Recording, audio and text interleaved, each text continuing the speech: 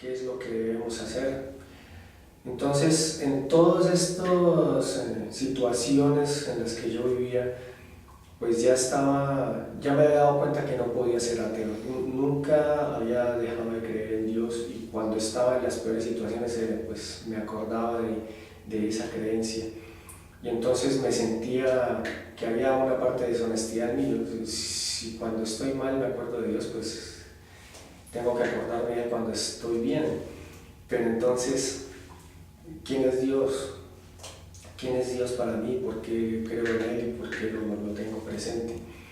Y si Dios existe, ¿qué es lo que quiere Él de mí? ¿Cómo debo yo vivir? Si Él existe, pues mínimamente debió haber dejado alguna cosa con algunas normas para uno saber cuál es la forma correcta de vivir.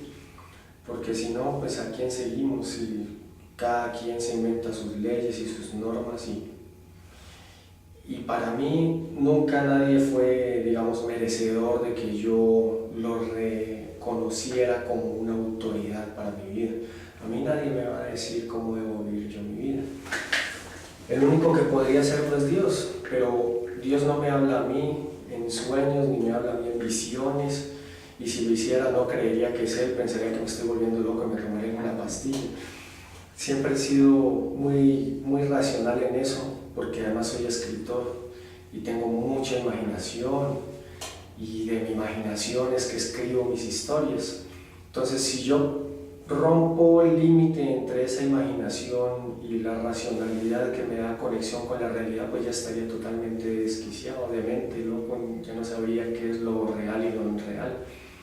Entonces, para mí ha sido muy importante hacer como esa distinción. Una cosa es la fantasía en la que yo vivo en mis libros, y otra cosa es la realidad a la que yo me acerco con total raciocinio para poder hacer esa distinción. Y si Dios existe, es real, y entonces si es real tiene que haber unas consecuencias reales, y el raciocinio que Dios me dio me tiene que dar la posibilidad de que yo racionalmente me acerque a esa realidad de la divinidad. Y todo esto se conjugó en un momento en el que escribí un libro. Empecé a escribir un libro basado en unas teorías que tienen los cristianos fundamentalistas, que son un grupo realmente minoritario en Estados Unidos, que de hecho la palabra fundamentalista nació ahí.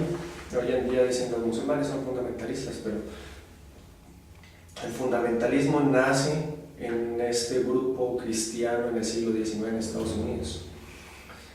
Y ellos lo que defienden es la infalibilidad de la Biblia. Es decir, para ellos, si uno toma la King James, que es la Biblia en inglés protestante, y la lee y la entiende literalmente, palabra por palabra, es científicamente correcta y es la palabra de Dios. A mí de entrada ese argumento me parece absurdo, porque es una traducción de traducción. ¿Cómo voy a leer yo literalmente algo si es una traducción de una traducción? Ni siquiera estoy leyendo el lenguaje, el idioma original. Y además ningún libro, como escritor lo sé, ningún libro se puede leer literalmente. Si yo escribo poesía o si escribo prosa, yo estoy tratando de hacerle llegar al lector un mensaje que va más allá de las palabras que estoy utilizando. Y ese es el esfuerzo del escritor, de coger las palabras y tejerlas una tras otra y darles la forma correcta para que puedan transmitir algo más allá de lo que uno dice con solo las palabras. Entonces, si yo tomo un libro como El Quijote, o peor aún, Paradiso, y lo leo de forma literal, pues no voy a entender absolutamente nada. Entonces, pero viendo los argumentos de estos cristianos, me pareció que era una buena excusa lo que ellos hablaban para desmentir muchas cosas, pero sobre todo para dar difusión de información científica. Entonces, por ejemplo, cuando ellos dicen tal parte de la Biblia ya nos decía hace 2000 años la primera ley de la termodinámica. Entonces yo tomaba eso y decía, bueno, primero que todo, ¿qué es la termodinámica? ¿Quién planteó la primera ley? ¿En qué época? ¿Cuál es el contexto histórico? ¿Qué dice la primera ley de la termodinámica? ¿Cómo se aplica? Y cuando ya todo eso está explicado, entonces ahora sí miremos qué dice la Biblia en diferentes traducciones y si realmente ahí habla o no habla de la primera ley de la termodinámica y cuáles son las implicaciones de eso. Y todo el libro se fue escribiendo así, lo fue escribiendo de esa forma. Y mientras más buscaba información acerca de los argumentos de que la Biblia es científicamente correcta, empecé a encontrar información acerca de otras personas que decían lo mismo, pero con respecto al Corán. El Corán es científicamente correcto. Y eso me pareció interesante hacer como un parangón, porque yo pensé, lo más seguro es que la conclusión va a ser la misma, no importa si tomas el Corán o la Biblia.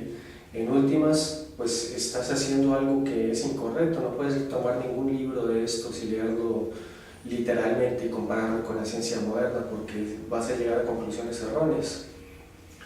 Y efectivamente terminé escribiendo un libro basado en estos dos textos sagrados. Y el libro, que el nombre tentativo porque todavía no se ha publicado, pero inshallah se va a publicar muy pronto, es Biblia y Corán versus Ciencias Modernas, Revisión de la Evidencia. Y no es un libro religioso, es un libro de divulgación científica. Pero ese libro me llevó a mí hacia el Islam, o sea, fue el camino que Allah escogió para que yo por fin encontrara el camino. Todas las cosas que conté antes fueron como, digamos, muy brevemente, muy resumidas, una serie de situaciones que me fueron enfocando y le fueron dando forma al asunto.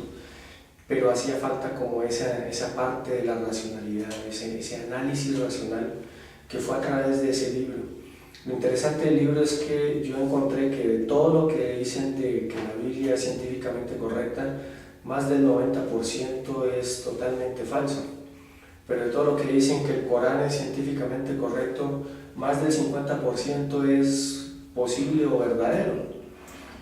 Y lo que más me sorprendió fue la parte de la formación del embrión del feto humano, cómo está de claro en el Corán. Y yo dije, aquí esto hay una cosa bien extraña y quiero saber más al respecto. Y en esa investigación de saber más al respecto, de buscar más libros y de buscar el Corán para leerlo en español, etc., sucedieron otras cosas en mi vida que ya me hicieron pensar que efectivamente yo estaba muy mal y que lo que yo pensaba que era mi vida no era realmente una construcción de vida, y además que lo que yo siempre había pensado que era capaz de dirigir mi vida y tenía unas normas claras de ética, pues a la final eran mis reglas y cuando yo quería podía romperlas. Y de romper reglas pues ya se me había trastocado todo lo que era mi ética y ya mi vida no sabía ya para dónde iba. Y encontré que el Corán era esa guía que yo estaba, que yo había pensado que si existía Dios pues tenía que haber dejado una guía, y esa guía no puede ser la Biblia, que pues ya no podíamos confiar en ella. Cuando veo que el Corán es una guía en la que se puede confiar y llego a la firme conclusión de que el Corán no pudo haber sido escrito por un ser humano, que el Corán tiene que ser la palabra de Dios, en ese momento dije, pues la verdad no estoy muy convencido de que pueda ser musulmán porque nunca he sido religioso, no creo que lo vaya a ser, pero estoy convencido de que esto es la verdad y si quiero ser consecuente con esa conclusión pues tengo que ser musulmán. Es decir, quizá nunca sea un musulmán practicante, pero no puedo no ser un musulmán. Y fue cuando busqué una mezquita.